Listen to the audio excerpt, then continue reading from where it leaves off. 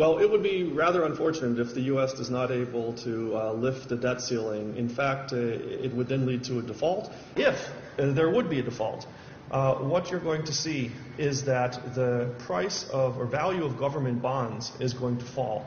And this would lead to increased instability in financial markets. This would lead to a decrease in growth. This would probably lead to an increase in interest rates in the U.S., and so things like buying a house would become much more expensive. So this would also probably spill around the world. So it actually would lead to some sort of recession in the U.S. for sure, and probably spread around the world. 随着美债违约的阴影日渐逼近，世界经济发展风险增加，更多国家意识到美元霸权的危害，开始积极探索货币多元化道路。费卡尔表示，未来各国寻求多种储备货币将成为趋势。We have the situation that some countries like China are growing in economic importance in the world. And it used to be you didn't have all of Europe having one currency, but now you have the euro for most of Europe.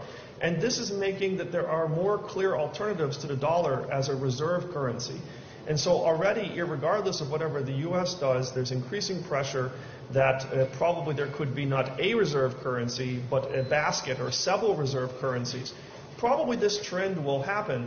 费卡尔还表示，美国等西方国家加剧地缘政治紧张局势的做法，也促使更多国家考虑更多的储备货币，加速全球去美元化进程。And I should point out another thing that's affecting this is the Russian-Ukrainian conflict. In that, you know, the U.S.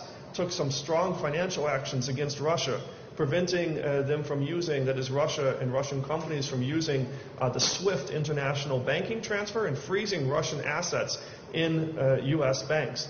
But the point is, now other countries around the world are looking and saying, oh, if we do something the U.S. doesn't like, they could do that to us also. And so both of these things, the interest rate and the actions towards Russia and Russian companies, means that there is now a bit of a move in the world to maybe think about having some additional reserve currencies.